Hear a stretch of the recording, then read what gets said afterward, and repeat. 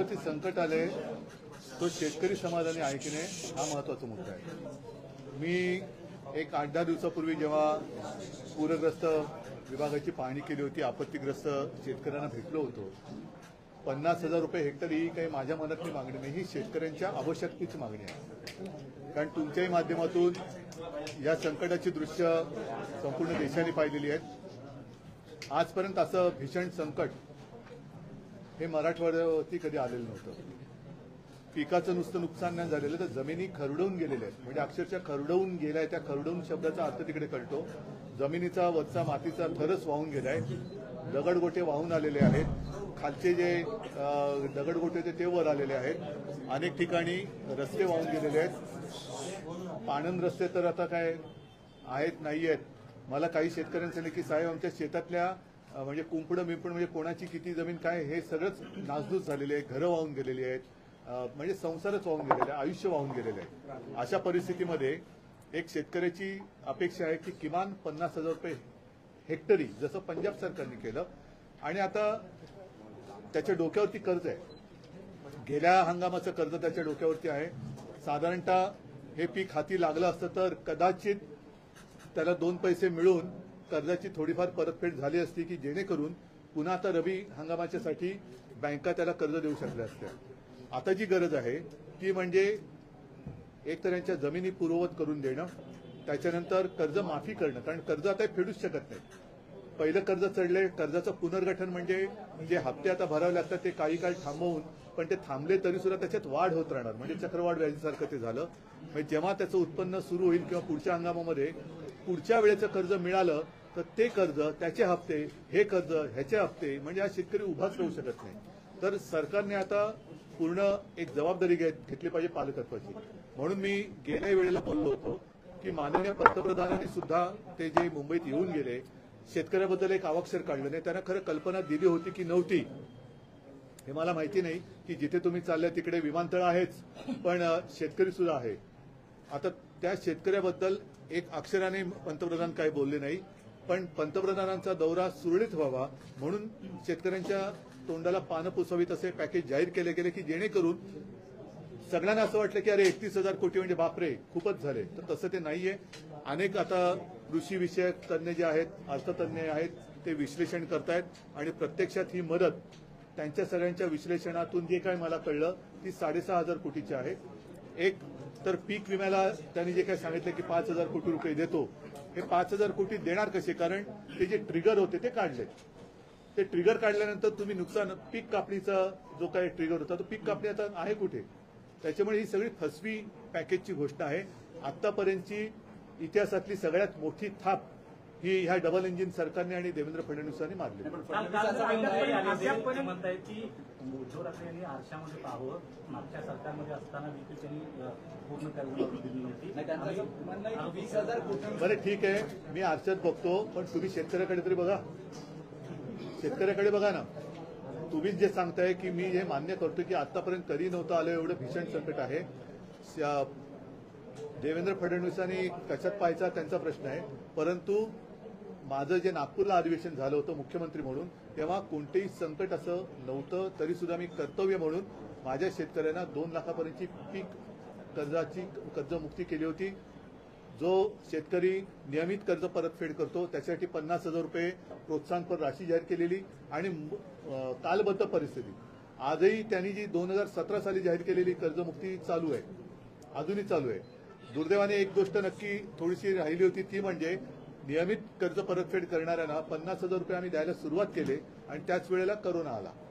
Corona सरतो न सरतो आम्ही ती प्रोत्साहनपर राशी द्यायला सुरुवात केली, या लोकांनी गद्दारी करून सरकार पाडलं आणि त्याची 12 वाजून ते म्हणतात 16 लाख शेतकऱ्यांना आम्ही ते पैसे दिले, नियमित कर्ज भरणाऱ्यांना 50,000। आनंद आहे, पण आत्ताच्या मग शेतकऱ्याला तुम्ही का नाही देत, आणि म्हणून मी सांगितलं ना की जर का पैशाची कमी वाटत असेल तर पीएम केअर फंडातून आणा, पीएम केअर फंडातून पैसा आणा आणि द्या ना। तुम्ही 31,000 रुपये जी काही फसवी घोषणा केली त्याच्यामध्ये जुन्या सगळ्यांचा बेरीज करून त्यांनी तो आकडा केलेला आहे, त्यातले बरेचसे पैसे अजून मिळालेलेच नाहीयेत। आणि मी केवळ कर्जमुक्तीच नव्हती केली तर 2-3 वेळेला जी चक्रीवादळं आली, पश्चिम महाराष्ट्रामध्ये पूर आला, अगदी चिपळूणच्या बाजारपेठेत सुद्धा मी गेलो होतो, या सगळ्या वेळेला महाविकास आघाडीच्या सरकारतर्फे जेवढी करता येणं शक्य आहे एनडीआरएफच्या निकषाच्या वर ती मदत आम्ही केली होती आणि प्रत्यक्ष शेतकऱ्याच्या हातात घेतली. राजकारण करतोय असा आरोप केलाय त्यांनी. काल एकनाथ शिंदे आले होते, त्यांनी म्हटलं की उद्धव ठाकरे किती वेळा आंबरडा फोडणार आहेत. आमदार पण आले तेव्हा आंबरडा फोडला. मी मागेच बोललोय की गद्दाराला मी उत्तरच देत नाही. त्याशिवाय तो गद्दार आहे, त्या गद्दाराला मी उत्तर देत नाही आणि त्याला बोलायची त्याची कुवत पण नाही आणि त्याने बोलू पण नाही. आरोप आहे की तुम्ही राजकारण करताय शेतकऱ्यांच्या नावाने, तुम्ही राजकारण करताय असं भाजपचे काही नेते आणि पदाधिकारी. आता तुम्ही जर का मी ज्याचा उल्लेख केला, शहरभर त्यांनी जी काय पूर्ण होर्डिंग लावलेत, एक तर काल परवाकडे ब्रिटनचे पंतप्रधान मुंबईत आले होते आणि जी काय मी जिकडे राहतो तिकडे बीकेसीत आले होते, अशी काय आणि संपूर्ण मुंबई बरबटून टाकली आणि होर्डिंगनी जणू काही त्यांनी या मिंदे गटात प्रवेश केला की काय अशा पद्धतीने ते होते. ही सगळी बरबटगिरी चाललेली आहे, जाहिरातबाजी. त्या जाहिरातीचे पैसे स्वतःला उपाधी द्यायची, स्वतःची पाठ थोपटून घ्यायची आणि जाहिराती करायच्या. जाहिरातीचा करोडो रुपये पैसा हा शेतकऱ्याला का नाही देत तुम्ही?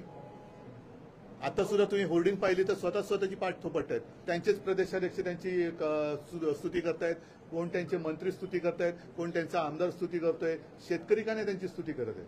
पण उद्धवजी, शेतकरी संकटात असताना राज्याचे सहकार मंत्री बाळासाहेब पाटील असं म्हणतात की शेतकऱ्यांना कर्जमुक्तीचा नाद लागलाय आणि निवडणुकीच्या काळात शेतकरी कर्जमुक्ती त्यांना नाद या बाबतीत जी काही घोषणा केली ती सहज केलेली घोषणा होती.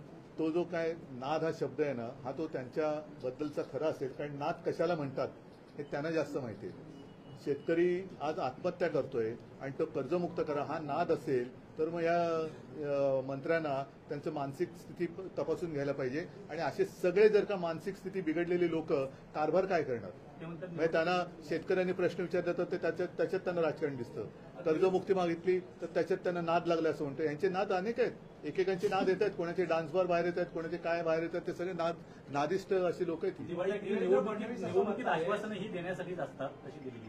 साहेब, देवेंद्र फडणवीस असं म्हणतात की तुम्ही जी कर्जमाफी केली होती तर नवल काय केलं, आम्ही पण त्यापूर्वी 3 वर्ष 20,000 कोटीचा ते सोडून द्या ना, त्यांनी केली होती ना, आत्ता करा ना, आत्ता करा ना. मी काय केलं, तुम्ही काय केलं, आम्ही काय? शेतकरी वाचणार आहे का? आत्ता शेतकरी कर्जमुक्ती मागतोय, आता शेतकरी 50,000 रुपये हेक्टरी मागतोय, ते द्या ना तुम्ही. म्हणजे देशात काय केलं तर नेहरूनी केलं आणि राज्यात काय केलं तर उद्धव ठाकरेंनी केलं. मग तुम्ही काही करताय की नाही? तर तुम्ही आता जाऊ दे, शब्द वापरता येत नाही मला. दिवाळी 10 दिवसावर आहे, तुम्ही अल्टिमेटम देताय कारण मी सांगितलेलं आहे की ह्या पॅकेजची आता पूर्ण अंमलबजावणी कशी होते त्याच्यावरती शिवसेना पूर्ण राज्यभर एक दक्षता पथक नेमेल. पूर्ण गावागावामध्ये पथक असेल. दिवाळीपूर्वी आता त्यांनी जी काय मनरेगातून ही कशी काय माफी पैसे देणार उचलून तशी तरतूद आहे का? कारण मनरेगा ही साधारणतः रोजगार हमी योजनेचं ते एक नामांतरित रूप आहे. ती मोलमजुरी करणाऱ्यासाठी रोजगार हमी योजना, आता ती त्यातनं 3.5 लाख रुपये मुख्यमंत्री कसे देणार? आणि म्हणून मी त्यांना सांगितलं की तुम्ही 3.5 लाख रुपये पर हेक्टरी मदत मनरेगातून करणार असाल तर त्यातले किमान 1 लाख रुपये दिवाळीपूर्वी शेतकऱ्याच्या खात्यात टाका. मंगळवारी महाविकास आघाडीचं शिष्टमंडळ आम्हाला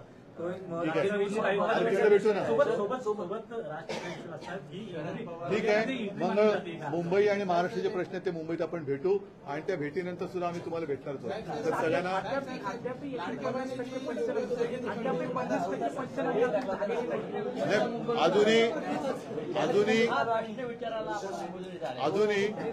अजूनही केंद्राचं पथक इकडे आल्याचं मला तुमच्या माध्यमातून कुठेही दिसलेलं नाही. कदाचित माझ्या नजरेतनं बातमी सुटली असेल तर कृपा करून मला सांगा की केंद्राचं पथक येऊन या जिल्ह्यात या तालुक्यात या सगळ्या जमिनीची पाहणी करून गेले. आता जेव्हा पंतप्रधान इकडे आले होते त्यावेळेला हे मुख्यमंत्री आणि असंविधानिक 2 उपमुख्यमंत्री हे जाऊन त्यांना भेटून सांगायला पाहिजे होतं की आपण आलाय, आपलं स्वागत आहे, पण महाराष्ट्रासाठी विशेष पॅकेज द्या. जसं बिहारच्या निवडणुका डोळ्यासमोर ठेवून 10,000 रुपये तुम्ही केंद्रातून त्यांच्या महिलांच्या खात्यामध्ये टाकले तसे तुम्ही शेतकऱ्याला द्या. आणि माझी तर मागणी अशी आहे की पंतप्रधान हे भाजपचे नाहीत, पंतप्रधान हे देशाचे आहेत. त्यांनी केवळ एका राज्यावरती जी काही दया दाखवली आनंद आहे, मला त्याच्याबद्दल दुःख नाही किंवा कुठेही असूया नाहीये. त्यांनी पूर्ण देशातल्या महिलांच्या खात्यामध्ये 10,000 रुपये टाकावे. निवडणूक असो वा नसो. उद्धवजी, एक प्रश्न आहे. मराठी अस्मितेसाठी उद्धव ठाकरे, राज ठाकरे एकत्र आले, तसेच शेतकरी जो संकटात आहे या स्थितीमध्ये शेतकऱ्यांच्या मदतीसाठी राज ठाकरे आणि उद्धव ठाकरे एकत्र पाहायला मिळतील का? आता सुरुवात झालेली आहे. म्हणून मी जरी याचं नाव हंबरडा मोर्चा असलं तरी मी इशारा मोर्चा म्हटलेला आहे. आणि शेतकरी जो आक्रोश करतोय तो आक्रोश जर का या सरकारच्या कानावर पडून सुद्धा सरकारचे कान बंद झाले असेल तर ते कान उघडण्याचं काम शिवसेना करेल. नाही, उद्धवजी विषय यायचं असेल आम्ही जरूर येतील. महाराष्ट्रातल्या प्रत्येक संकटाच्या विरुद्ध आम्ही दोघंही एकत्र येऊ. सगळ्यांना धन्यवाद. जय हिंद, जय महाराष्ट्र.